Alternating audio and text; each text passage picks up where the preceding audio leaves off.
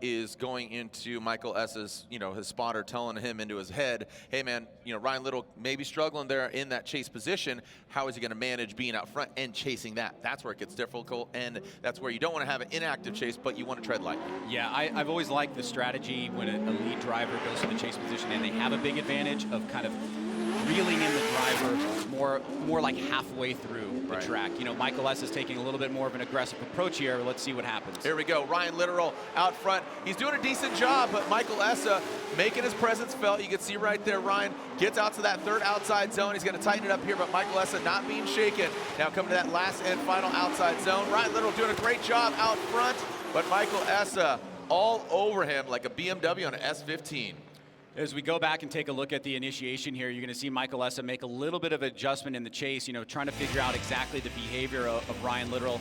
May not have had a lot of driving time together. Watch right here. Watch on the initiation. You can see he's starting to compress right there. He has a little bit of a flub there as he tries to get the car to angle. And that's kind of the thing we were maybe warning against a little bit, is not putting yourself in a position after you've done so well in the lead to make mistakes. Now Ryan Little coming through this power alley here, he's still going to be on a tighter line here, so he's not necessarily following the lead driver responsibilities. Essa does a good job from inside clip 1 to outside zone 4 to keep the pressure pretty tight.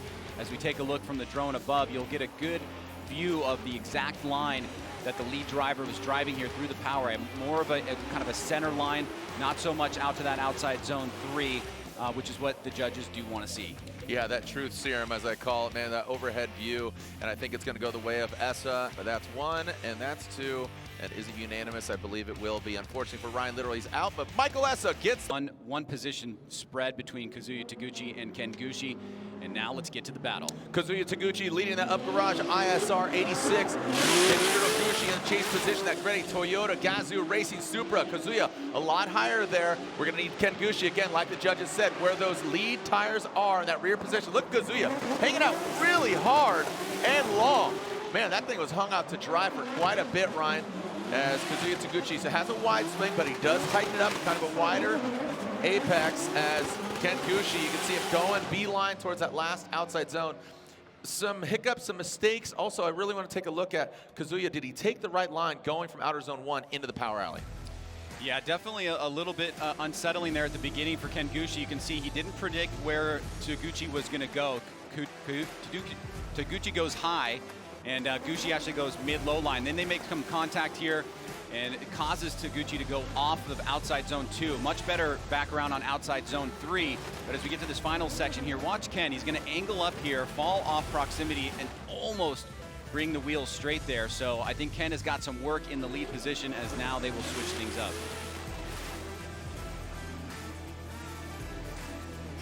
All right, well, as we take a look at it again there, Ken Gushi will be leading as Kazuya Taguchi, like you said, just dragging that wall. And 6th in points it's a reflection of his driving and his driving prowess. It seems like he has the perfect combo, right? Reese's peanut butter cups. You put the peanut butter in my chocolate, you put the chocolate in my peanut butter. Boom, he's got Reese's peanut butter cups right now. He's in it to win it, baby.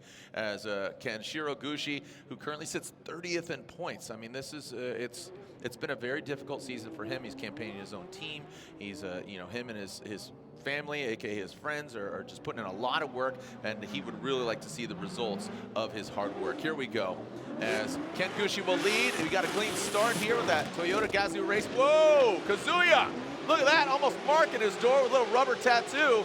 As Ken Gushi would like to see Kazuya a little bit higher, but Gushi takes that proper line into that power alley. Looks like Gushi says, all right, enough messing around. I'm gonna throw it down here. Pull my town into that final outside zone right in front of the fans. Big angle there from Gushi as Kazuya. Great proximity. Ryan, your thoughts here? Well, what's pretty apparent is Taguchi kept more constant pressure on Ken Gushi throughout this run, and he slides up into the line with Ken. First he goes down, then he moves up quickly. So he made a quick adjustment to get on the proper line. Now he's down a little bit there, but he has really good proximity. He's trying to make sure that he doesn't run into Ken, and you can see him really manipulating the car there. Gushi, on the other hand, gets into outside zone 2 at the inside of outside zone 3, so he could have been a little bit deeper there, and a great job at outside zone 4, though he does hold up there just for a second at maybe the last 5 feet of outside zone number 4. So Taguchi looking aggressive here, diving in. You can see does lose a little bit of angle as he tries to not hit Gushi as the lead driver. But how did he do overall in both positions? Looking at that comparative battle, the lead run and the chase run together, is there a definite winner here? And Gushi does not want that 32 knockout, and for Taguchi, he's continuing to build his campaign, 6 in points right now.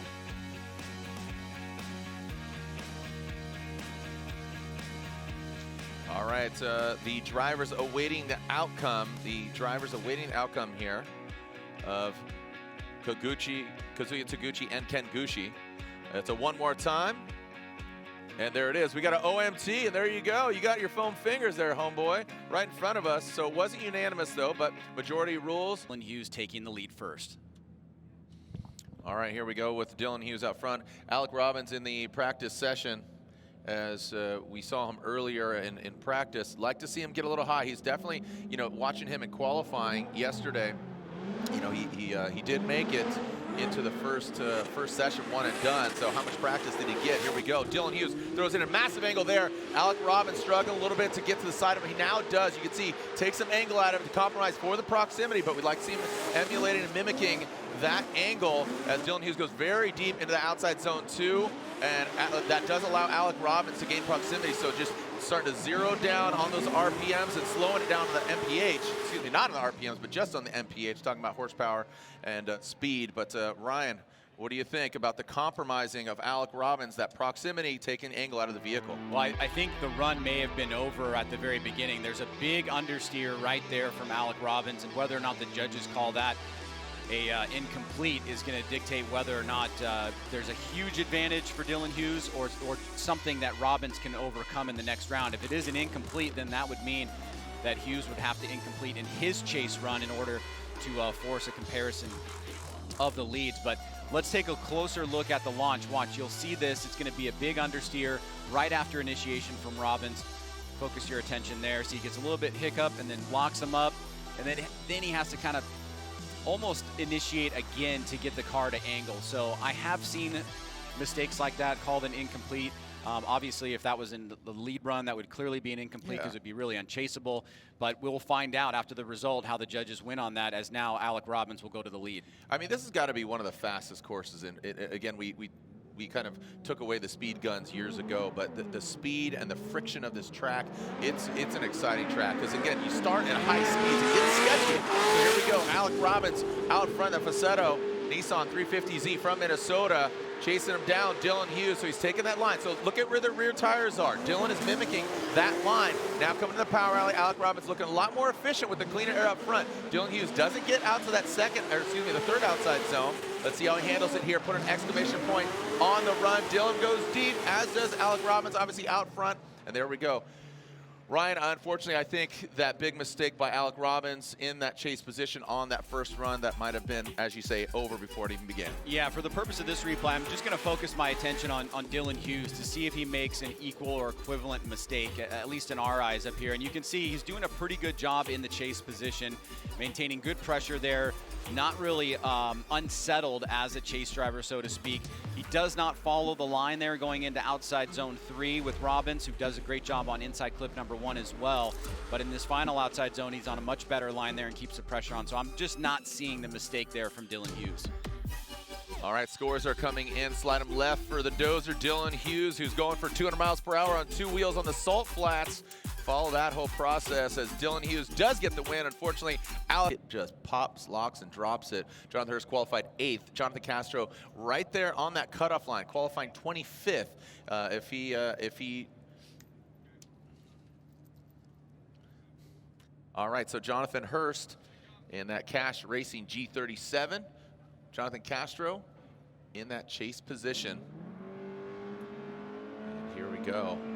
We got a clean start. Now remember, keep in mind the chase car can leave the lights or leave the line. It looks like speaking. Oh wow, okay. We got offenders throwing some signs there. Yeah, I actually that's the first I've ever seen that one. He was raising his hand. I think he had a question.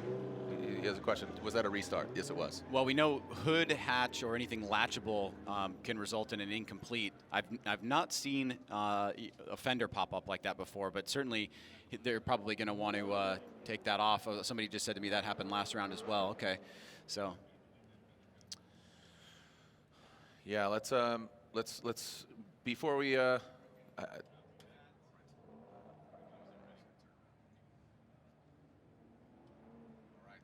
and we could see there in the pits with Ken Gushi what exactly is going on. And we saw him quickly get out of the car, but did they even pop the hood? What do you think's going on here? So look, the fender's ripped off. Yeah, I think they had to do that. Yep. Yeah, I mean that could have played a role. That even might have hit the cone or something. All right, so it's a restart. Jonathan Hurst. That's an attrition we're talking about, right? Yep, Hurst and Castro. Clean start now, here we go. Jonathan Hurst is gonna initiate, there he goes. Castro right there in tow. Hurst looking a little cockeyed there, minus that headlight, but still putting down some serious angle and throwing some more at it as they enter into the power alley. Like I said, firing off. That thing is firing on all cylinders as they go through the power alley, outside zone 3, into that first and only inside clip, and finally bring it on home. Castro, I thought he would have seized the opportunity, but wasn't exactly where Cash Racing, Castro. We got all these name blends right now, but Ryan, let's look at it again. Yeah, taking a look from the big bank, you can see that both drivers from the onset look pretty solid here. Castro falls back for a second, but we do see some wavering and a lower line from him, even though Jonathan Cash is also not all the way up against the bank. And you know, Castro may have a little bit too much grip in his car. He was kind of surging forward. Doesn't really fully seem settled here. Now, Hurst is going to come around that inside clip, much better job there, but look at Castro. He's taking that tighter line to try to gain proximity in a very noticeable part of the course for the judges, right there before outside zone 4. We've got a great perspective there. So switching things up now, Jonathan Castro will take the lead as Jonathan Hurst chases him down. All right, well, here we go as Castro will now lead the Judo Metal Dom Mobile 1 Toyota Racing. 86 will be out front. Like I said, that chase car can leave the start line prior to the lights extinguishing. It looks like we got a clean start. Castro goes and initiates high on the bank. Really good delivery there from Castro. Shaking it down into the power alley. Look at Jonathan Hurst all over him. But I'll tell you what, Castro with a very proper line. Good transition from him. Jonathan Hurst with a strong chase run. What are your thoughts here? Because again, the first run, little bit wonky there from kind of both drivers, but Castro definitely had a cleaner lead. He got up a little bit higher, I think, more consistently and longer on the big bank. Here it is from the drone. You can see he's on a higher line here. Hurst is starting to close the door a little bit, but he's not actually able to get fully door-to-door or on the exact line that Castro had until maybe about midway through. A little bit of a tighter line in the chase there, but keeping the pressure on through inside clip 1 after leaving outside zone number 3. And here, a great job by Castro out front getting into that zone, but he was not able to really shake Hurst. And Hurst didn't have, you know, that mistake where he came in on a tighter line. And so we find ourselves in a good battle here, and we're already hearing the side-by-side. So that means the judges are wanting to give this a closer look as we await the victor of Jonathan Hurst versus Jonathan Castro. All right, as they wait, remember we have the OMT of Taguchi and Gushi, but he called his competition timeout. We're talking about Ken Gushi. And Hurst utilized his. I do not envy the judges in this scenario. I definitely want to talk to Lontaine if we do get a result, or we will get a result either one of 3 ways. No, we're not. We're just going to buffer this whole time. Here is our BC Racing Go for Gold. BC Racing official suspension of Formula Drift side-by-side. Instant replay.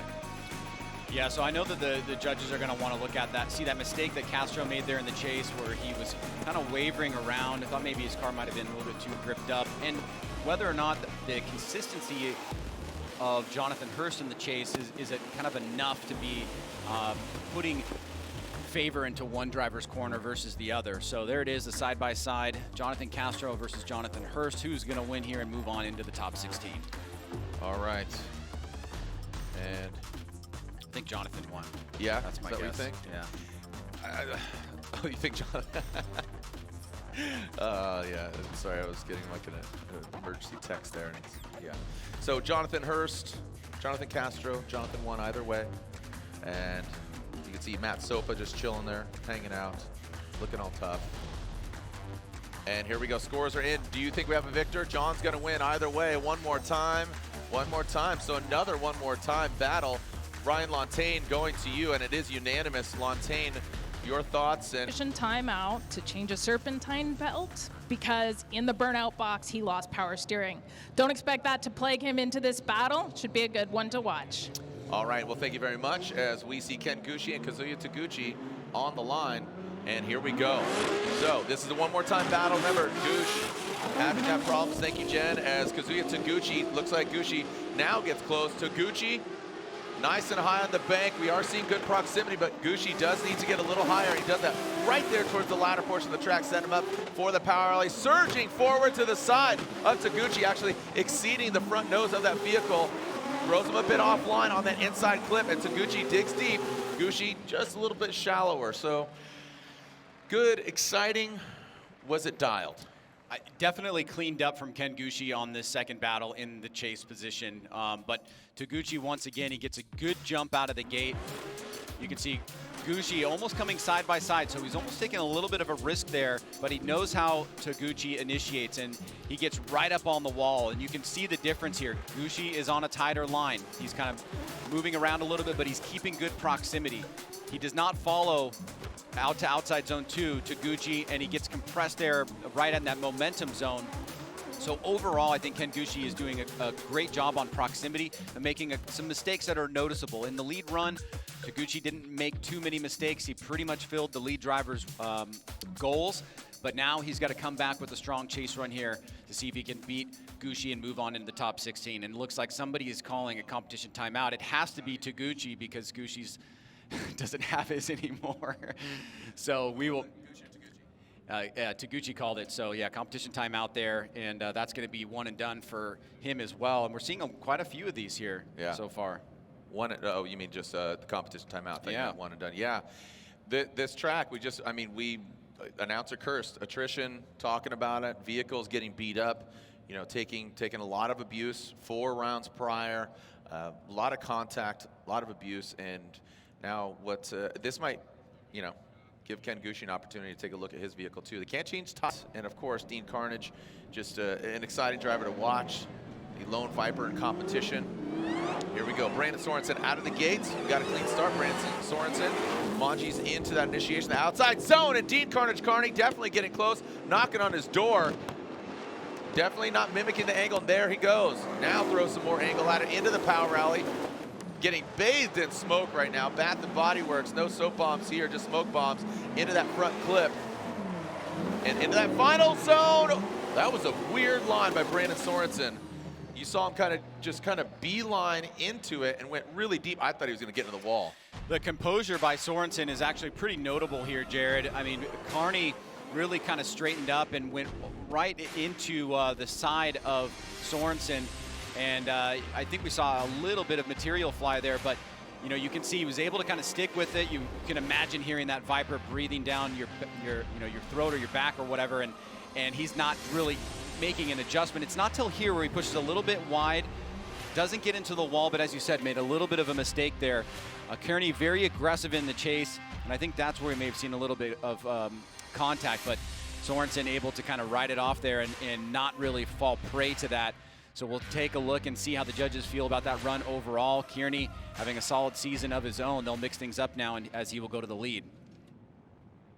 Yeah, Dean Kearney currently sitting 7th in points. So as much kind of interesting turn of events for his season, he's still in the top 10. So a lot of people pulling for him. Be sure to tag us at Formula D on all the social media networks if you're watching at home or here in the building. Hashtag FDSEA. Lights are illuminated, extinguished, and out. So here we go. Dean Carnage Kearney, a slow trickle. Now he's going to turn up the volume here. Dean Kearney initiates. Gets high in the bank, a lot more composure out front. That front lip clapping, flapping in the wind. And look at this massive angle here from Dean Kearney. Coming to that power alley, fills all that second outside zone. Brandon Sorensen maybe a little bit timid from the Viper. And there we go, transitions back in that last outside zone. Brandon Sorensen does take that similar line in that chase position. Thought Brandon was gonna have a little more for him, but Dean he was piecing out. Well, this young prospect trying to take out a veteran here, Dean Kearney, car 4-3 in the lead this time around. Looking pretty good in the lead position. Let's take a look at this one more time. Nice little snap there at the second standing cone. Mid-high line getting higher for Kearney. You can see a little bit lower there for Sorensen. Not fully in attack mode as he tries to close the door going into outside zone 2. Both drivers doing a pretty good job there, but both also missing it. And more of the fault there for Kearney as Sorensen just using him as a moving clipping point. There we see Dean doing a much better job on that final outside zone. And Sorensen trying to put the pressure on, but not really able to close the door there towards the end. So both runs in the books. Let's find out if we've got a winner here in the top 32 and who's going to be moving on into the top 16, as we are already hearing the side-by-side being requested from the judges. And we're already sitting on 2 one more times. Kazuya Taguchi and Ken Gushi and Jonathan Hurst and Jonathan Castro. What's the odds? Yeah, what are the odds? What's your take on why so many one more times? If you take a look at the BC Racing Custom coilovers, the official suspension of Formula Drift Go for gold, but what do you attribute all the one more times and the kind of close battles to? Well, I think, you know, it was a mixture of mistakes for some of the battles. I mean, I kind of think that Taguchi, I agree with Ryan's perspective on the Taguchi-Gushi first battle, which leaves us with Hurst and Castro, and I think that one is just a mixture of mistakes. It's really hard to kind of pinpoint who had the better lead comparisons, the better chase comparisons. And in that one, I think that's pretty well justified, and it was unanimous. Yeah, and I would say don't leave it in the judge's hands. Keep it tight, keep it right. You know, there's some kind of wonkiness. I thought Brandon was going to give him a little bit more, but Dean's, you know, his kind of, you know, seniority, you know, conditions with this track. He, you know, doesn't particularly like this track, but he's had some success here. So I think, you know, you got to like it because of that. If you take another bird's eye view here. Yeah, and I think the mistake that Dean made in the chase with contact is one of the main factors that they're looking at here. Now, it was an aggressive mistake, and we certainly want to keep that into consideration. But overall, you know, you have to look at the comparison between both runs and whether or not somebody did edge out the other driver on the things that are supposed to be goals for them, whether it's in the lead position or the chase position. Looks like our NGK competition timeout of Kazuya Taguchi is over. Gushi pulling to the line. You can see him in the background. Speaking of NGK, do spark plugs time out? Yeah, they sure do. And timely spark plug replacement not only prevents fouling and provides the best engine performance, it ensures less repair time and can save you money on unnecessary repairs. Visit ngksparkplugs.com to learn more about OE-suggested spark plug intervals and find the best plug for your engines. NGK, the ignition specialist. We are here still in the NOS Energy Drink Top 32. We are waiting for the outcome of Sorensen and Kearney. You can see the BMW and the Viper waiting. The Toyota GR Supra in the background, running BC. Speaking of BC, we got some deals that I'll share with you later. Brian Crowder, Sorensen, Kearney, look at this one more time. And another one more time. Oh, Brian, my goodness. We're going to be here all night, man. I mean, we're scheduled to go till 8. Lontaine, over to you. I hope your mic's on. You there, buddy? I hope everybody brought a lot of tires with them this round. For more reasons than one. Down here, he's got old school one more time foam fingers, but I'd like to say do one more time and that's it. Okay. Not the endless, the never-ending story. I don't want to betray you this week. So here we go. Ken Gushi, Kazuya Taguchi, and look at that. Taguchi, he might. Oh, that's going to be an incomplete. Wow, look at this. So Kenshiro Gushi might be given a gift. Now remember, Gushi does need to complete the entirety of this run because Taguchi is the chase driver. The lead driver needs to continue on. And it looks like Gushi is 1, 2, 3, 4, 5 seconds away. And that will be a major advantage for Kenshiro Gushi. The question is, Kazuya Taguchi can't even run. So what's going to happen here is Kazuya will lead, but he can't put hands on his car. He is still limping as he just crosses that finish line, the up garage ISR. We're probably getting our timeline twisted a little bit here because that was Gushi leading, so that was the second run. Oh, that was? Yeah, so that's going to be 2 scored runs for Gushi and 1 for Taguchi, so there's really no way to come back from this one. I think, you know, a lot of people are going to be looking at that first battle where the judges were relatively split, but at the end of the day, Taguchi was not able to finish this run with the scored run here. Yeah, thank you for reminding me of that. Yeah, we're bouncing all around here. So yeah, with that major advantage, that will mean that Ken Gushi unofficially will move on. But yeah, St. Louis, it's easy to confuse. Like Kenshiro Gushi and Kazuya Taguchi, STL, Seattle. No, St. Louis. Yeah, so STL, both of them. But unfortunately. Bummer for Castro. You know who's stoked about that? He's on the start line. That is Jonathan Hurst. As we wait for the results from Gushi and Taguchi, you have to assume it's going to go the way of Ken Gushi.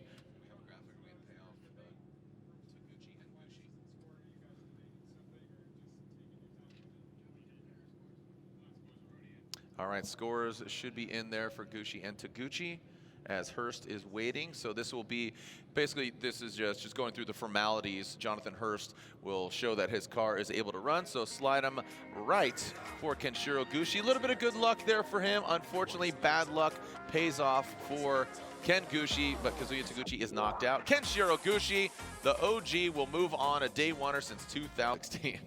Yes, but it also went pretty fast after we've seen some of these issues that the vehicles had. And now all of a sudden we've got 4 guys. We've got half of the left-hand side of the bracket ready to go. And we are quickly making our way to one of the most anticipated battles that was referenced in the pre-show, and that's Odie Bakchis versus Chelsea Denofa. I'll lay out and listen. Jonathan Hurst advances on to the top 16, that Cash Racing G37.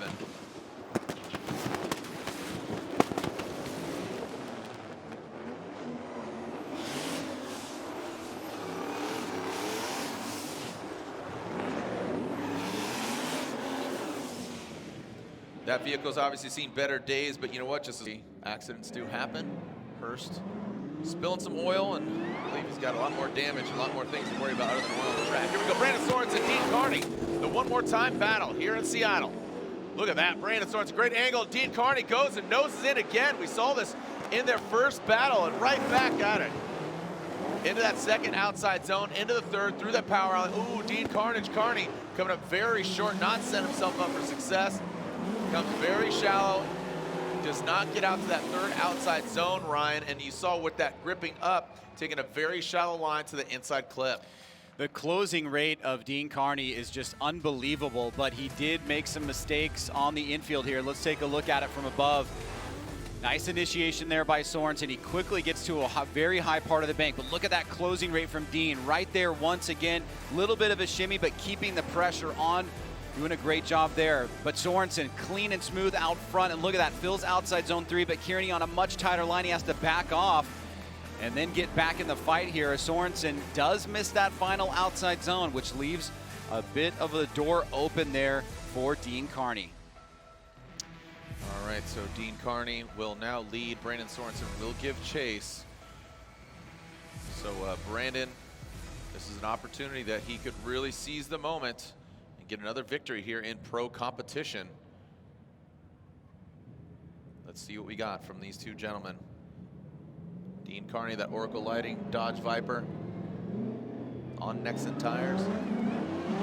And we got a clean start. Here we go. Dean Kearney past the point no return, initiates right there at that last standing cone, 3, 2, 1. Big angle from Dean Kearney, Brandon Sorensen. Dropping down quite a bit. You can see this horsepower strength being flexed. Into that power alley, now pulling away into that third outside zone. Brandon Sorensen, great proximity, good angle, takes out that front clip. Dean Kearney now brings that final outside zone. Both of them filling it up. Brandon wasn't exactly flawless in that chase position, but I would say that the larger mistake that is glaring, very blatant, is that mistake of Kearney on the first run. Well, we've got the other rookie, Simon Olsen, going a little bit later. Brandon Sorensen in that Rookie of the Year chase. And those two positions are very close. As you said, Dean out front. Sorensen's on a tighter line here. He's a little bit down further on the bank. He tries to match up with Dean coming off the bank. Dean just gets into that outside zone 2 and deeper into 3, but Sorensen with him there, trying to close the door, comes up a little bit tight, hits that inside clip. And Dean doing a great job comparatively on that final outside zone. 2 runs in the books on this one more time. Is that enough for the judges to move somebody forward? Yeah, I just have to think so, Ryan. Unfortunately for Dean Kearney, again, comes in 7th into this round of competition. And Brandon Sorensen sitting 18th in points. This would be a great confidence booster for him. Shout out to our boy Cletus McFarland. I know he's watching at home. Shout out to Cleater. How's it going, homeboy? Hell yeah, brother. Shout out to you all the way at Freedom Factory. Not Sopa, dude. Get this guy some ice cream. He looks so angry. Why does Sopa look so mad? Should be happy. We got some organic cookies up here for him. The organic cookies have made a comeback, Ryan, from Canada a couple years ago, and we're back in full effect. They're back. That means good things are going to happen. Yeah, I think so. As soon as the organic cookie showed up, all things went positive. Yeah, I thought it was a pretty straight shot here, Ryan. What are you thinking? Well, we know this side-by-side is when they want to take a deeper look, comparatively speaking. You saw Dean with that closing rate there, keeping the pressure on Sorensen. Sorensen a little bit down on the chase run as Dean fills that outside zone on his lead. But Dean right there, super tight, and makes that mistake on his chase run overall. Now, but you see Sorensen misses that outside zone. So I think there were some areas where the door could have been shut by both competitors at least once in those battles, and I think that's what the judges wanted to look for is, was there somebody that had the scale tilted in their direction? Or again, is this gonna be too close to call? Look at this, I'm getting photos from Cletus. He's sitting in his inflatable pool watching the live stream right there. That's what's up. Here we go, one more time. Oh my gosh, Ryan, unbelievable. Ryan. 100-point lead run. And the drivers aren't doing that. And in chase position, they're supposed to mimic what the lead driver's doing, and they're making mistakes in that aspect as well. Ryan, truth be told, I think that's what they want to do, and maybe you should make an ASMR video. Here we go as Eve Meyer, Jeff Jones. Eve Meyer initiates nice and high, goes that BMW, Jeff Jones. Good, oh, it comes out of angle, comes out of drift, Jeff Jones in that chase position. Now coming into that power rally. Now keep in mind, Jeff Jones did forego his sight lap, but you can see great proximity, like the aggressive driving, gets thrown off there. That is not what you want to do. I'll tell you what, Eve Meyer, a lot of confidence, like you said, a genuine, enthusiastic, smiling face from this gentleman whenever you see him from Switzerland. Yeah, he's definitely a really great guy, and he's starting to really come alive in competition here, but we've got Jeff Jones chasing him down. Eve dives in right out of the gate. Look at the front right wheel. It stays above that white line for majority, but then you have that mistake there by Jones in the chase position. Almost unforgivable in that section of the course, and something he's gonna have to really correct for in his lead in hopes that Eve makes an equal mistake in his chase position. But he gets caught up there a little bit compressed on that inside clip and has to take a little bit of a wider line, which forces him on a tighter line through that final outside zone. So Jeff Jones in a little bit of trouble here. Can he get through Eve Meyer as they switch things up? All right, Jeff Jones now leading. Hey, Bad Chad, who do you think's gonna win there, buddy? Freedom Factory, Florida. Bad Chad, what's up, homeboy? As Jeff Jones will lead and Eve Meyer giving chase. Jeff Jones, I know he's gonna throw it down for the 818. Coming out, comes swinging, way early initiation, and Eve Meyer nowhere. He's not even in the same zip code, unfortunately. Eve Meyer, you can see him gaining ground though, low on the bank. Let's see how these mistakes outweigh each other. Coming to that third outside zone, tap from Eve Meyer. Jeff Jones continues on, look at that. Takes a licking and keeps on sticking it to the wall. Woo! It's gonna be a comparison of the leads. Oh my gosh. It's gonna be a comparison of the leads, I think, on the face of it, because Jones probably incompleted in his chase, and it looks like Eve through that outside zone. Now remember that there is a decel in outside zone 3, so we want to take a closer look at that. What it basically became a collision for Eve because he stopped. But as you said, right there, he's not a factory. Very little angle in the car, much lower line. But let's draw our attention here to outside zone 3. Here's 2 and 3. Eve comes flying through. Jones is just about finishing out. It looks like Eve just kind of miffed that section of the course. Yeah, he like compensated. He's like, oh wait, I gotta get up there, and then got up there and like, oh sorry bro, my bad. So if that's right, then it's gonna be a comparison of the leads. And that will be what the judges are looking at, is who did the better lead run overall. So just think about that like from a mathematical perspective. The chase runs are gone from both drivers. Now they're just looking at the lead runs and who did better. Yeah, there's the True Serum camera. Also, I think Eve Meyer got thrown off with that Manji entry. Jeff Jones, really early initiation. Now, keep in mind, for the fans that aren't aware, you know, when that lead car has the right of way, for lack of a better term, as far as initiation. You cannot impede, being the chase car, you cannot impede in the lead car's initiation. Basically, you can't block the line for them to flick it in, transition, and initiate on jump. So with Eve Meyer being pretty close, seems like he kind of got out of the way, and notably, it was actually here where kind of the start chicane got instituted and all these different things, and kind of, you know, shots fired across the nose, all that kind of came into play. Yeah, for sure. And I feel like if Eve is on the losing end of this one, he'll be kicking himself here, because as we take a look, I'm just going to be looking at the leads here, who did better overall in the leads, because I feel fairly confident that that's what the judges are looking at here. As we see Eve hitting 2, but not getting as deep as Jones. Jones definitely deeper in 2 and 3. Now remember, Jones's lead may have been impacted by that hit there, but he definitely shakes it off really well. Man. So I think this may be, you know, a situation where had Eve stayed a little bit less aggressive in that section of the course, which is a momentum zone area, drivers can slow down there. We probably wouldn't be seeing this. Here we go. Slide him left for Eve Meyer, right for Jeff Jones, and there it is. So Ryan, unfortunately for Eve Meyer, seemed that he was going to have a major advantage here, but Jeff Jones comes. Chelsea Denofa staggered. Oh, look at that. So he's running a little backed up there. This is a big one right here, kids. Here we go. Odi Bakchis, Chelsea Denofa. Again, 2 championship contenders. Look at the massive angle here from Odi Bakchis. Chelsea Denofa back there quite a bit, coming up high on the bank. Could be a little bit higher there for both the drivers, as now they exit down into the power alley. Chelsea Denofa, look at that, barely going past the cold nose of that Ford Mustang. Odi Bakchis tightening up that front flip now, coming to that last and final outside zone. Come on, Seattle! Woo! Wow! Telling you, this place is shaking. Oh my gosh. Ryan, that was to be expected. It lived up to the hype in so many different ways, and I'm so glad that we got a completed run there, because with these guys, you just never really know. They're pushing it to the absolute limits. Look at here, Denofa closing on Odi Bakchis, who's on a pretty high line there. He's trying to maintain equal line, but keep the pressure on. He's surging forward. As Denofa tries to close here, Odi Bakchis is drawing out a really solid, clean lead run all the way around. Look at how he enters outside zone 4, super deep.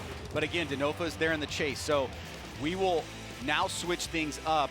Chelsea certainly has a lot of weight on his shoulders right now to kind of match that lead run of Odi Bakchis. But Odi, as well, is going to have some pressure here in the chase. Now, one of the things that I've kind of learned through talking to some people about this strategy is, how was the tire wear on this second lap? Ooh, you know, and is it better overall, you know, to have the tire in the chase position in Chelsea's favor? Here we go, Chelsea Denofa up top on the bank, taking a higher line. Look at Odi Bakchis. He jumps forward. He's bathed in smoke right now, and now coming down into the power alley comes Chelsea Denofa. Odi Bakchis right there. Oh, does he allow? Look at it. Oh, we got contact. Massive contact. It looked like the transition from Chelsea Denofa with Odi Bakchis. Looks like he got into him and then got into the side of him and going into the wall. Oh, doctor, look at this. Let's take a look at it again, Ryan. I mean, you could see Chelsea just kicking off that Nitto tire smoke. The Falcon tire vehicle of Odi just absolutely bathing in it. But when he got, I mean, coming to that power alley, excuse me, it seems that he might have gotten blinded. Look at that as overhead of Chelsea Denofa. Ryan, what are your thoughts? I think the area of attention that you're gesturing at is likely true, but let's take a closer look here from the drone. Odi drops into formation immediately and goes right to the right rear of Chelsea Denofa. Denofa is actually struggling a little bit with angle there on the big bank. Now right here you can see they tap, and then Odi is right there. It looks like he doesn't allow enough room for Denofa to transition. And remember, the decel zone coming off the bank is right about here, right? So that's fine, there's no problem there. Now, he is super tight on this section of the course, and this is what we saw from the live run call. But from the drone, it really gives you the perspective that Odie was pushing the pace. Denofa is going to be allowed to decel going into outside zone 3, but it looks like the closing rate of Odie doesn't allow him to do that, and you can see that's where the collision takes place. It looks like that Denofa didn't really have room to make that transition.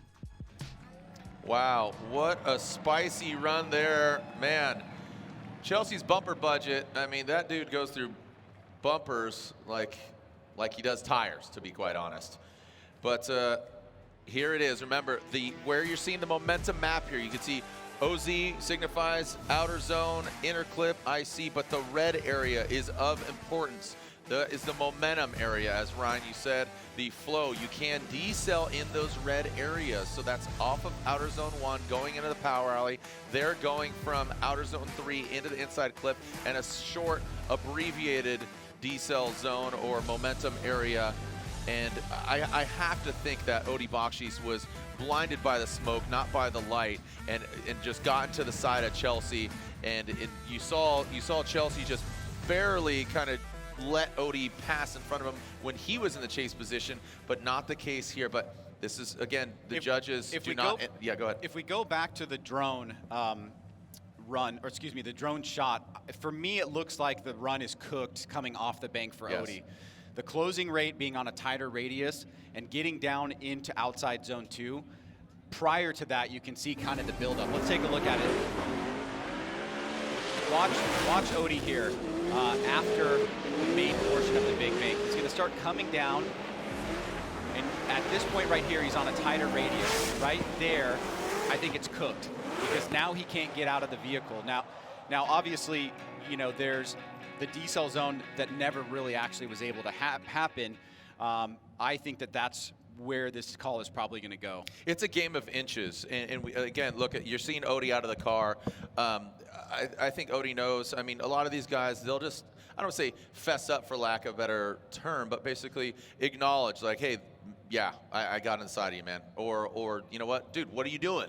You know, I mean, the words that are being exchanged right now, it looks like you could see, you know, with the body English here, Odie, you could see the signature kind of gesturing of the two vehicles in tandem, him outside of the vehicle. Now you can see the team. There's Sopa over there. Yep, so Odie Bakchis coming in.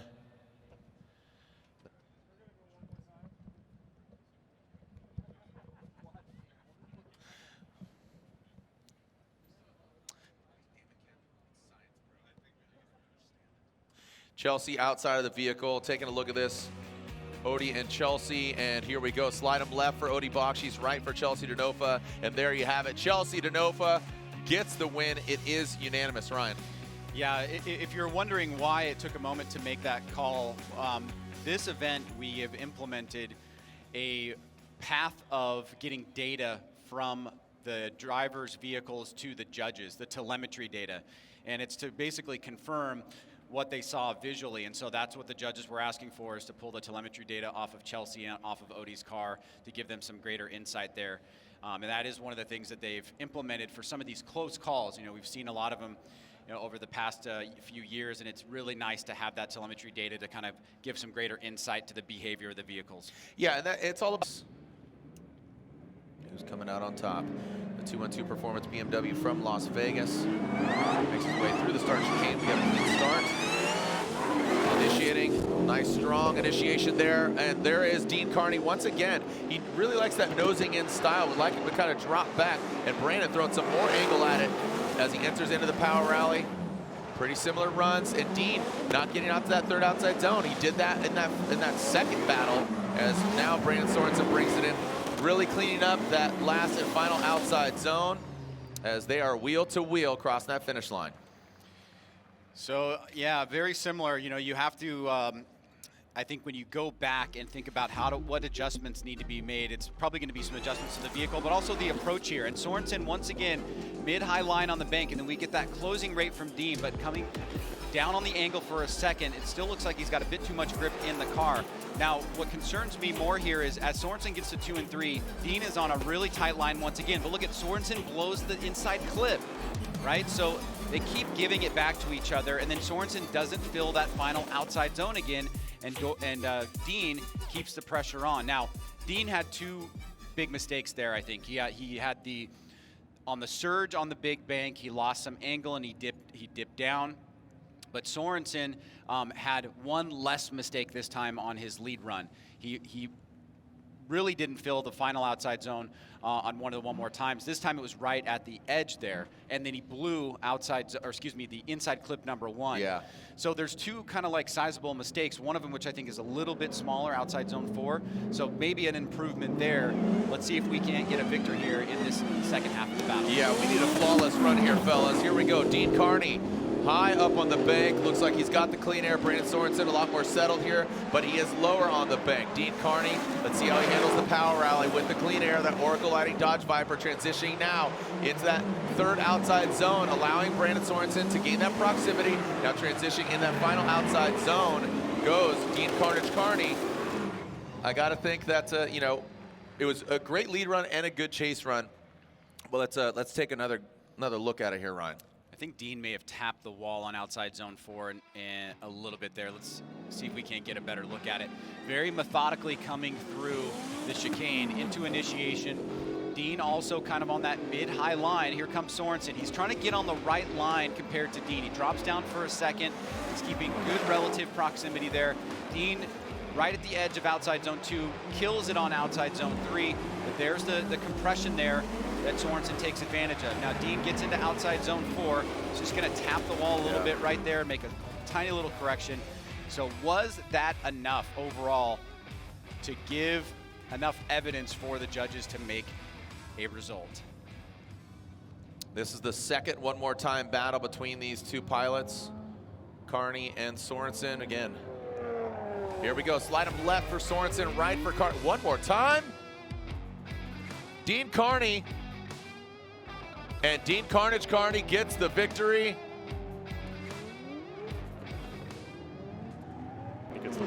Thank you so much. Here we go, our next battle. A lot of fans pulling for this guy, Adam LZ, but Trent Beacham's gonna try to put a stop to him. Adam LZ and his LZS 15 on Nitto tires. Taps the wall, goes hard. Adam LZ going deep into, and you can see the rim. Oh boy. And Adam LZ's vehicle comes to a halt. Did you see the metal ring? Just make sure he's okay. Such a great start too, and then you could kind of start to see that building up, Jared. As now the tire is starting to come back over to the car. It's not funny, but these situations with that wall, there really is no other outcome. No, I mean, you saw him tap, he got into it, and that wall will suck you up. So that back right, and we'll throw the replay here, but that back, the back left taps, and it just sucks him up, and riding that wall, you saw the ring of the rim just going next to the vehicle, and that's when catastrophe hit with the absolute wheel exploding, coming off, not just the tire, but the rim as well, and that front suspension, it just tweaked right when he came to a halt. So arguably one of the best looking vehicles in Formula Drift. Not the prettiest right now, but I'm glad he's okay. Let's take a look at it again here, Ryan. Yeah, and this is coming off of a great start. You can see Beacham was already losing ground to LZ. LZ was on a pretty high line there with big angle, but right there, as soon as he taps, that front end gets sucked right into the wall.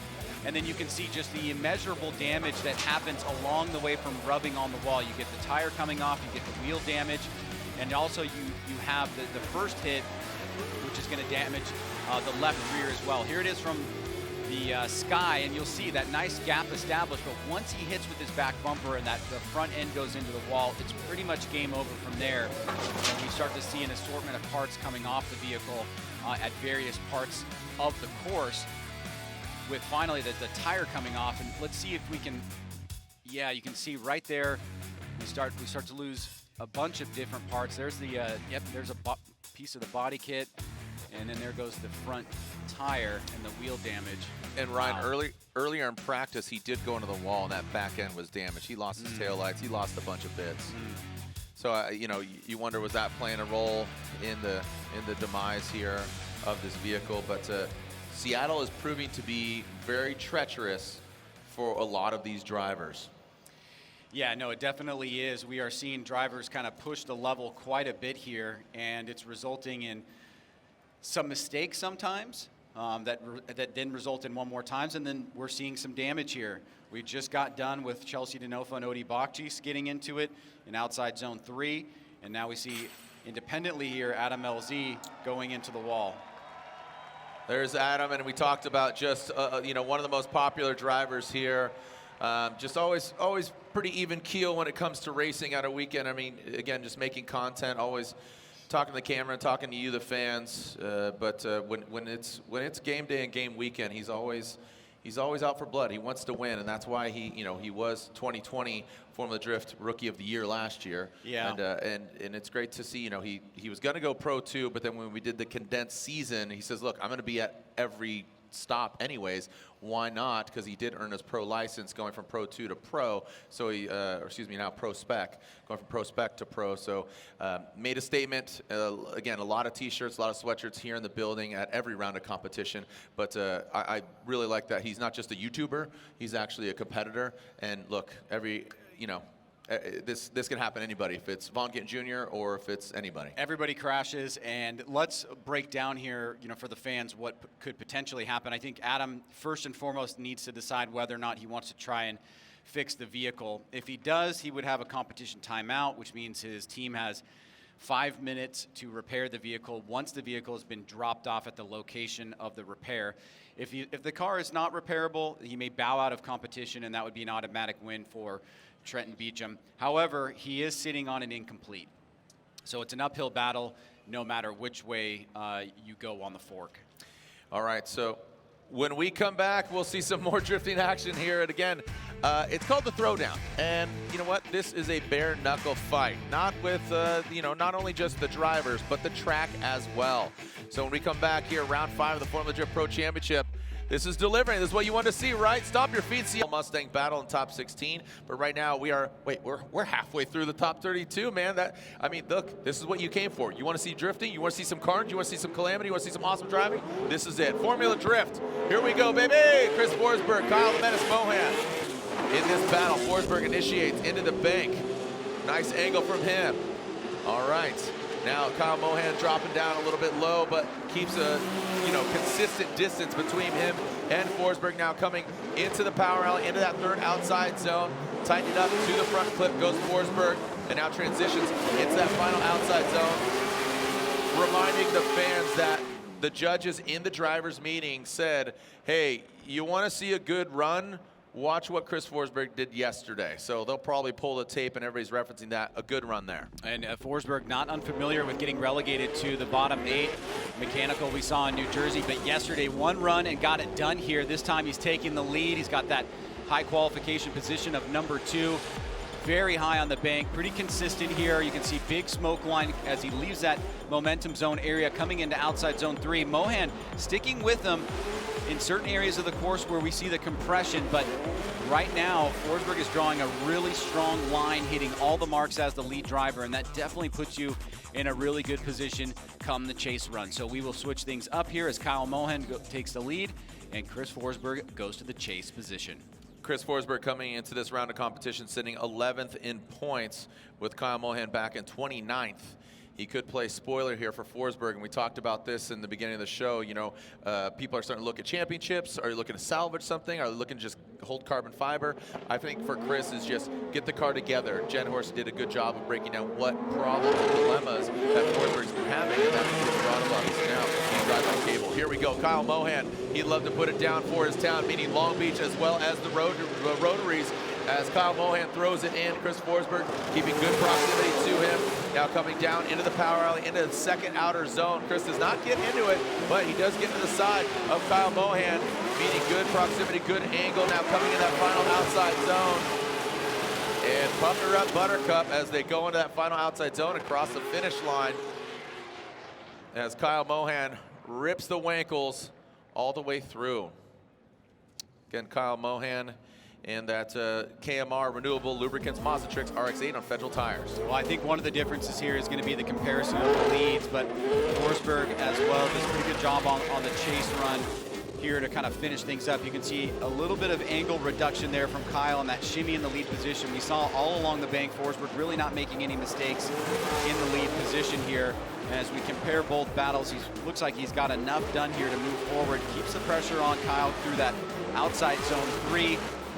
Nice job on that inside clip, and Mohan gets really deep into that final outside zone, but Chris was kind of stayed back, stayed on the right line, and kept good relative proximity. And here are the results. Line him left for Forsberg, the 3-time champ, gets the win. Chris Forsberg in the NOS Energy Drink Nissan 370Z gets the victory and advances on. Rocking those GT radials as we move on to our next battle. It looks like now Taylor Hull and that Comp Cams, Nexen Tires, Liqui Moly, Cadillac ATSV coming to us from Georgia. Aasbo will lead. Here we are in the NOS Energy Drink, top 32. And let's keep this party going. Aasbo will lead the Norwegian Hammer versus Taylor Hull. All right, and here we go. We got a clean start. Through the start chicane, no cones for hits. Over third, initiating past that final cone. Nice job by both the drivers. Like to see Taylor Hull a little bit closer here. Taylor Hull dropping down on the bank. Both of them dropping down into the power alley. Shallow line there by Taylor Hull. Frederick fills all of outside zone 2 and 3. Past that front clip, both of them on that first hash mark and into outside zone 4. Freddie goes a little bit deeper. Taylor just flirting with the edge of that last zone. We've seen over the past, 18 months, 24 months, how much Taylor Hull has grown as a driver and really showing those results last year, finishing in the top 10. Aasbo here trying to get a good jump on Hull, and you can see Hull's on the right line, just trying to close that proximity down. He does tap the wall a little bit, comes down off the bank as Aasbo reaches into outside zone 2, transitions to 3, gets in there. Hull surging forward, trying to close the door on inside clip 1. Whipping back around is Aasbo to fill that final outside zone with Hull just a little bit on the inside. So pretty competitive battle there, as now they will switch things up with Taylor Hull going to the lead and Frederick Aasbo to the chase. All right, Taylor Hull out front, getting that fresh air. Let's see how he manages. Freddie, one-time champion, would love to do it again.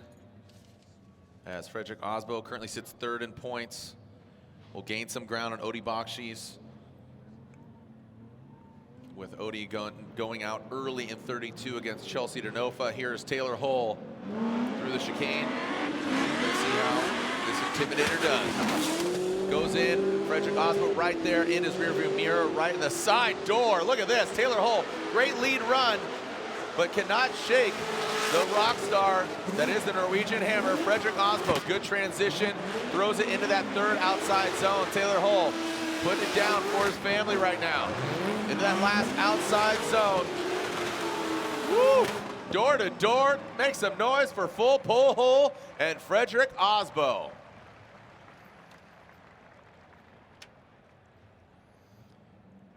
All right, so fans definitely appreciating that as both drivers go back to wait the judges' result.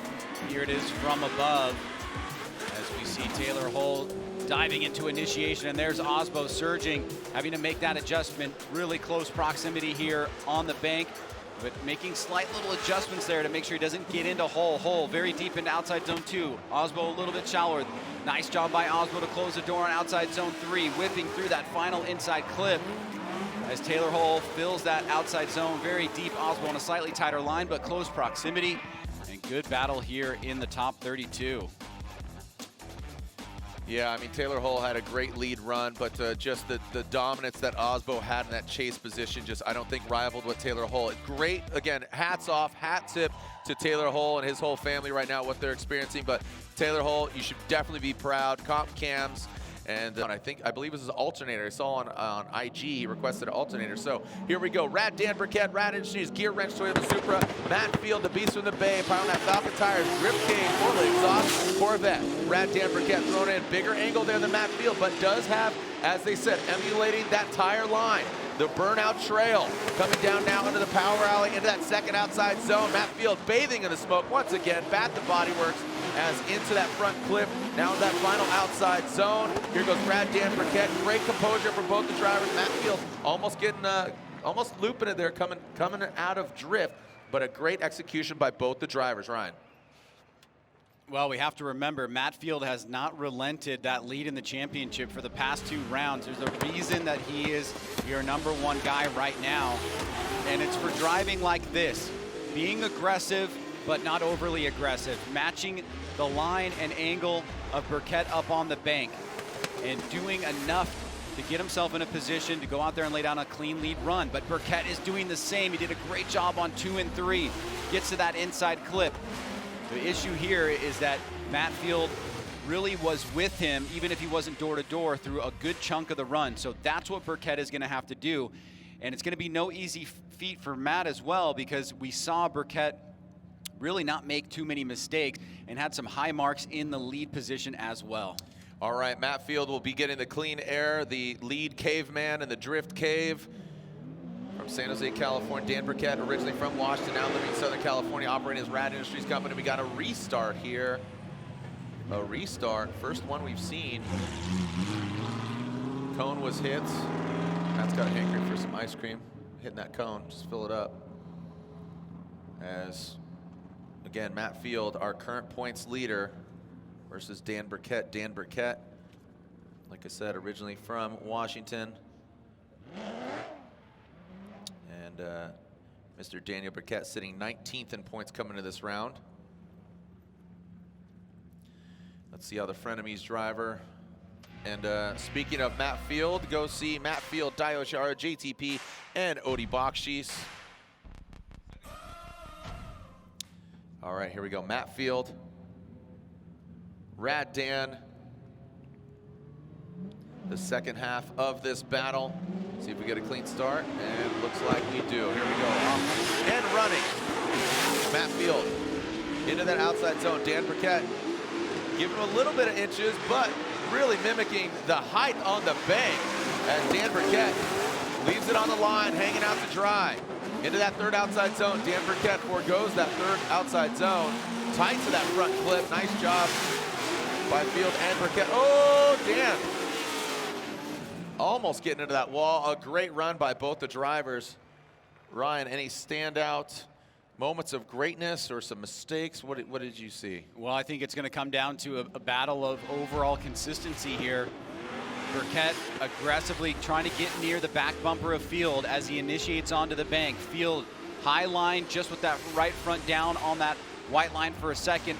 Here comes Burkett. He surges forward but has to pull back. Field fills outside zone 2 and 3 just about as perfectly as you can. You can see that compression there between both drivers as Field now looks like he's matching the line overall of Dan Burkett in the lead run. So it may come down to the chases. Who did better overall in the chase position? And Dan Burkett definitely stepping up his game, but there's a reason that Matt Field is #1 in the championship right here. Was this enough to get the job done? Analyzing the runs here, Matt Sopa waiting. We have the BC Racing side-by-side instant replay. The official suspension of Formula Drift, BC Racing, go for gold. So again, I think what we're looking for here is overall consistency. We saw both drivers put down the kind of consistency that you want to see, but I think there may be enough here to get a result if we can find that one little mistake that was made overall where the other driver didn't do that, because that's just going to be a differentiator in the overall calculus for the judges. So here we are taking a look at this battle. Left, we see the lead of Dan Burkett, and on the right we see the chase. The judges have a result. I am the differentiator. I am here to differentiate all the differentiating. Is that cool? Yeah. All right, cool. Just want to make sure. All right, as we percolate on the differentiate of who's going to advance on, either Rad Dan Burkett. Where are my Rad Dan fans at? You out there? How about where my Matt Field fans at? Oh, one more time, and it's going OMT, and it is unanimous. Ryan Lontaine, throw that headset on there, bud. Rome Charpentier Garagistic E36 against Von Gittin Jr., two-time and defending Formula Chip champion. And look at this, Vaughn says he prefers chasing first, so he got exactly what he wished for as he now goes against Rome. Rome looking very clean, tidy. Von Gittin Jr., the chrome nose, in tow. A lot deeper angle there from Von Gittin Jr., maybe taking some speed out of the car to allow. Again, there's got to be a horsepower difference here between these two gentlemen. And Rome's got to be stoked, man. You know, you have a confidence, right? When you go against a caliber driver like this, you know they're going to go for it, so you can really throw caution to the wind. Oh, and boy, has he had a couple of those the past few rounds. One more time battles with Aasbo, now taking on Von Gittin Jr. Well, Ryan, real quick, let's sort of go down to Jen Horsey. She's with Adam LZ. So I'm here at LZ's pit. You can see his crew is working pretty hard to put that front corner of the car back together. He took a hard hit to the wall and basically tore out the subframe, the whole corner. Unfortunately, he's not feeling well. He's not been feeling 100% for the past couple of days, so we can't talk to him. But these guys at this point are just trying to put the car back together for St. Louis. All right, thank you so much, Jen. As we now go back to the start line, here is Von Gittin Jr. and Rome Charpentier. And here's the second half of this battle. The professional fun haver, the fun haver tour going down. Party in the pits, so go join them at 3 o'clock.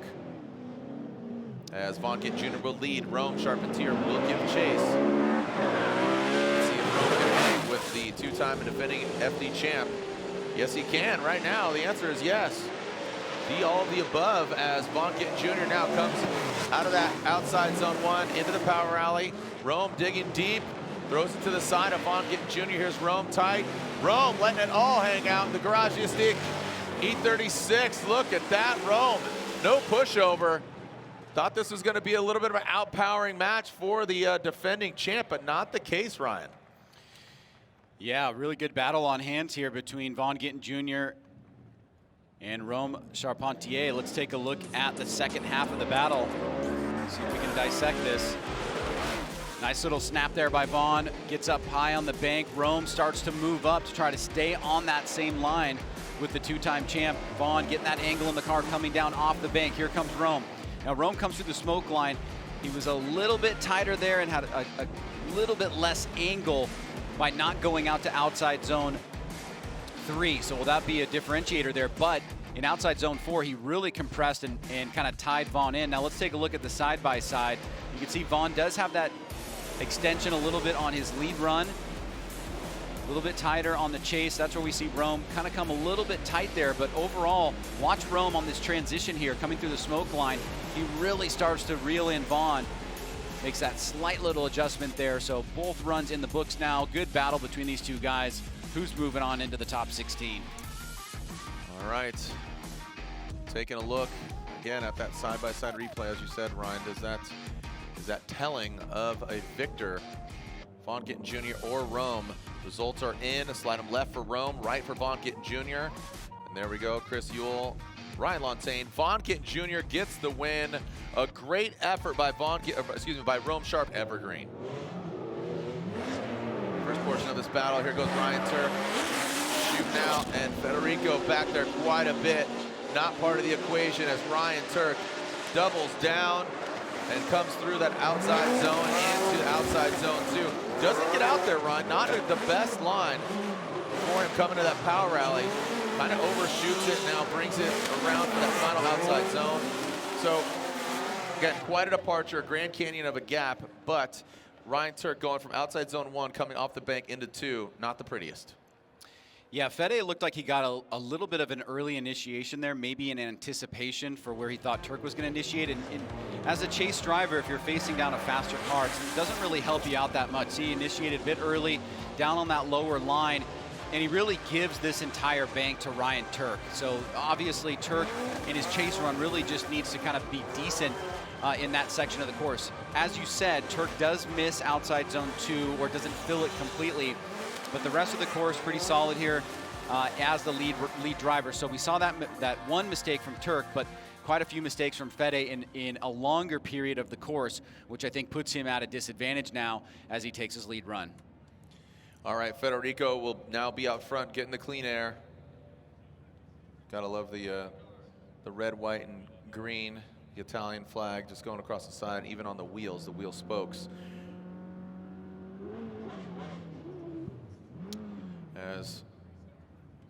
All right, we got a restart here.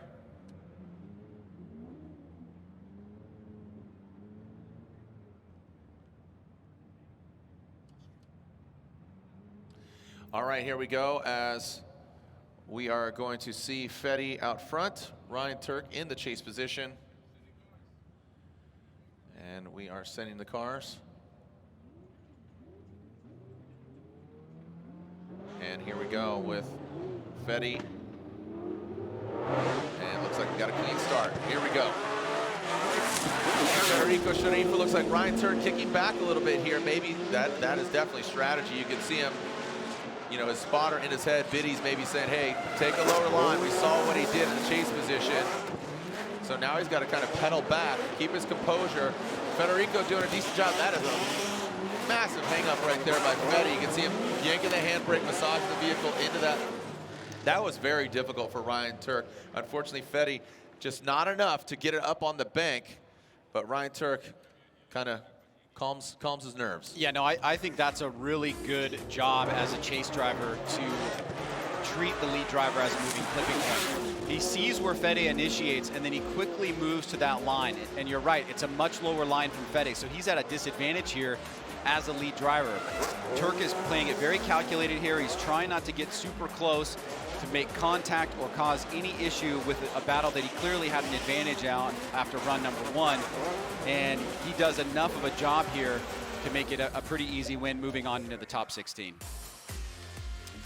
And there we go. Both American judges and the Canadian judge go in favor of Ryan Tuerck. And now some smoky swings into that first outside zone, chasing down Dan Burkett. Brad into his gear wrench Toyota Supra. Brad Dan, good angle from him. Matt Field, you can see mimicking, getting into that tire trail.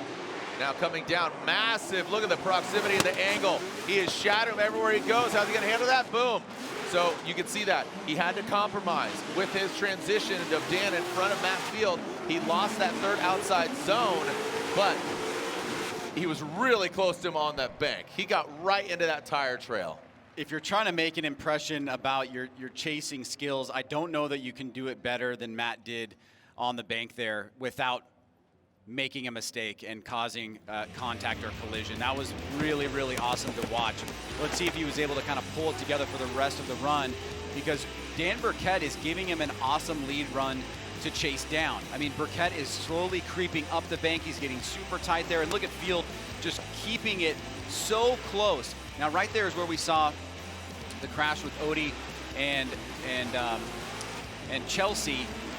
You could see Field kind of pulled back, but then he misses that zone, right? He misses that zone and kind of left a little bit of an opportunity there for Burkett to do something better in his chase run as they switch things up. Yeah, I would say that Matt Field said, all right, I'm just going to dominate him on 1 and 2, and it just in a chase aspect, but like you said, can't have a good chase unless you have a good lead. Dan gave him that, but he compromised outside zone 3. Now I think Matt Field's really going to turn it up. He does not like leave it in the judge's hands. He's really going to flex, and here we go. But Dan Burkett, he is on one here this weekend, and look at this big angle. Oh, and Dan Burkett looks like he might have gotten the wall, caused him to go down, but regardless, Matt Field, he needs to continue on through this line. If he continues doing at this pace, it is going to be our current points leader, Matt Field, the beast of the Bay, advancing on. Can you feel that? Yep, that's the heat wave, crossing that finish line, that Falcon Tires, Drift Cave, Borla exhaust, Corvette with that Vortex supercharger, Matt Field. So unfortunately, Dan Burkett taking himself out a little bit there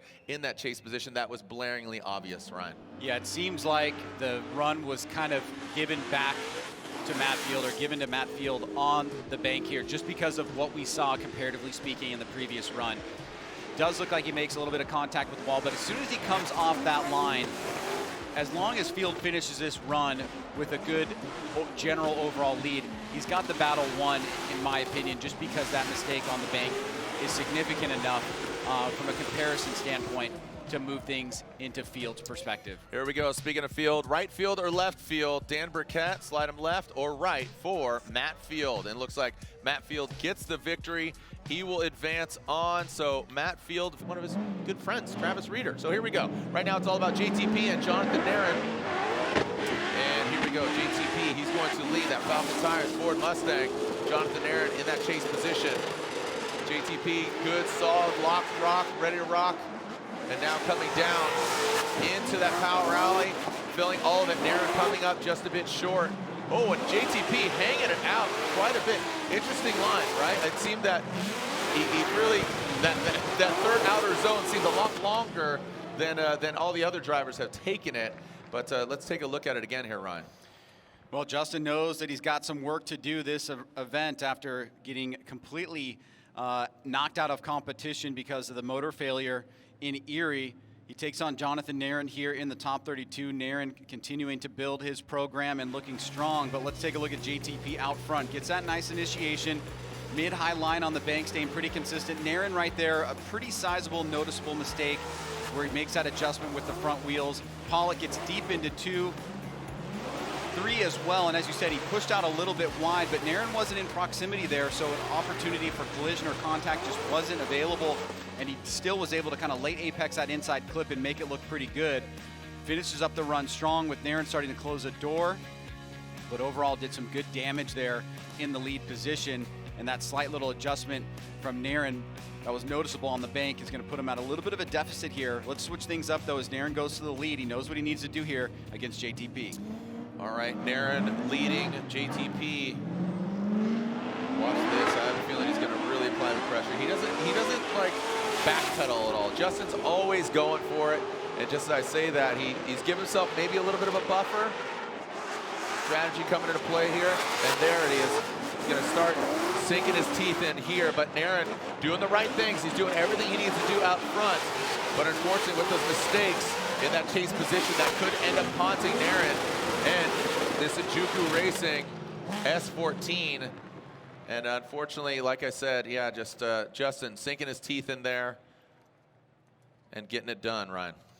Yeah, I think that wavering from Daron on the bank and really not seeing too much of any problems from JTP in the chase is probably going to bring this battle to a conclusion. But let's take a look at it here. Daron does get super high on the bank for a pretty extended period of time.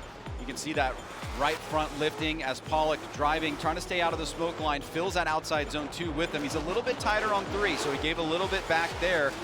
Daron piping it around that inside clip. Good transition from JTP through the smoke line. Really good job there to kind of get back in. But we quickly see the scores up, and yes, it looks like it's moving in favor of Justin Pawlik. That's right. JTP gets the win and advances on in his Falcon Tires Roush Performance 4. That's the top. Nah, I'm good. Yeah, I peeked out. Here we go. Travis Reeder, the Walmart Reader. Again, the PNW, the Link Engine Management. BMW going against the former champ, Daichiro Yoshihara, turn 14, talking about turning it up, turn 14, Falcon Tires, BRZ. Reeder higher than Dai on that bank. You see Dai Yoshihara take a little bit of angle out there, quick little correction now into that third outside zone. Here goes Dai, look at that, right next to Reeder, but Reeder is possessed, man. He is absolutely on one here this weekend. He's comfortable, he's familiar with this track, he's liking it, he's loving it, he wants some more of it. Yeah, Dai yesterday had the best qualifying run until the last 60 feet when he tapped the wall and got out of it. And we are looking for him to kind of step up his performance. He's had a couple issues this year, but he's going against a really hot Travis Reeder. Let's take a look. You can see that surging attack by Dai, but he starts to kind of lose a little bit of angle there. Tries to stay on the right line. Reeder surging off of outside zone number 1. Dai trying to make those adjustments. Reeder kind of misses 2 and stays in 3 for a limited period of time, but he's able to get back on that inside clip, circling back around as Dai tries to close up that distance through the finish line. So good start there. Both drivers laying it on the line, and now we will switch things up as Daichiro Yoshihara goes to the lead. Like, I'm just saying, given everything. All right, so here we go. Dai Yoshihara will lead Travis Reeder giving chase. Like you said, a surging Travis Reeder. love Dye's run, like you said, just 75 feet away from what could have been the #1 qualifying run. And now he's got to bring it. That's out the window in head-to-head competition. There, Dai Yoshihara back to his championship form. Really good run. Look how settled the car is. No correction from out front with that fresh air. Oh, buddy, but then I say that. It was right when you said that. The announcer's curse strikes again like lightning. And now send it to end it. Travis Reeder banging doors. Literally like right? 1/10 of a second after you said that, his front wheels were like... No corrections. Like, Jared's so stupid. He doesn't know what he's talking about. All right, here we go. Daijiro Yoshihara in the lead this time around. Very smooth and silky, as you said. Nice and high on the bank. Reeder a little bit tighter there, but keeping good relative proximity. That's where he makes that first little adjustment. Look, then he blows off the course with at least 1.5 tires, probably 2 on outside zone 2. Reeder tightens up. They make contact right there. And then this final section, Reeder once again keeping the pressure on. Wow.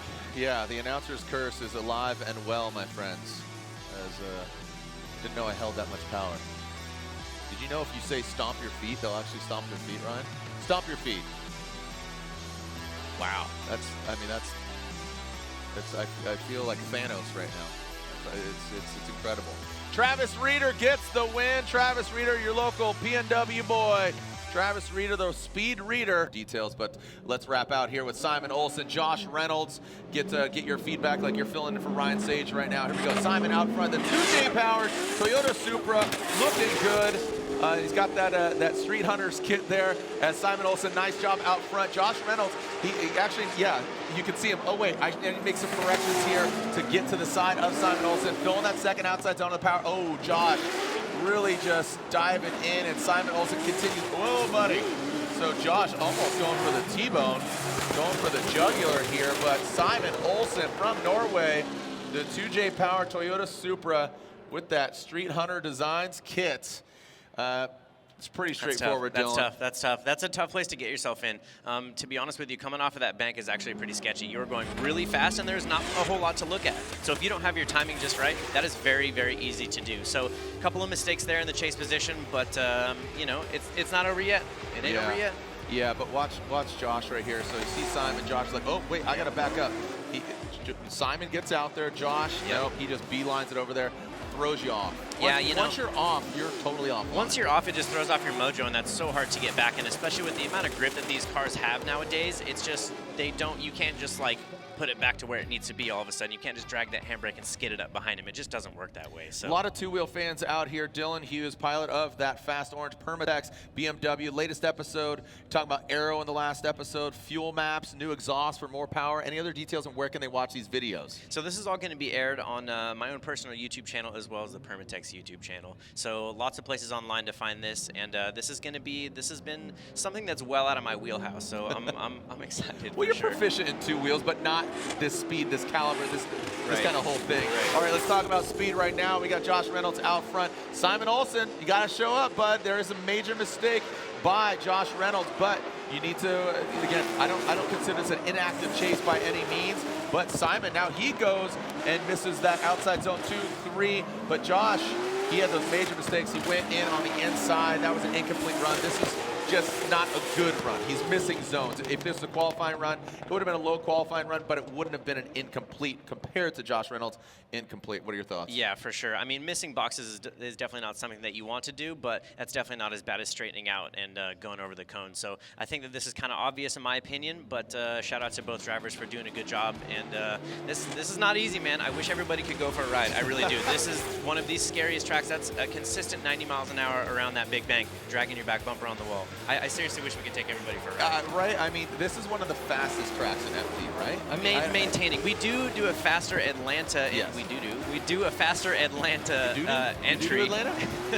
That's about 105 mile an hour down the hill in Atlanta. Right. But this one is a consistent 90 around that bank, and it feels like it. It really does. You see the cars and the setup and settle and all that, but you know, let's take a look. Yeah, shout out TJ. What's up, homeboy? Simon Olsen, Josh Reynolds. Let's slide them left for Simon Olsen. Gets the win in that 2J Power. You see that boost race fuel coming to us from Norway. Unfortunately,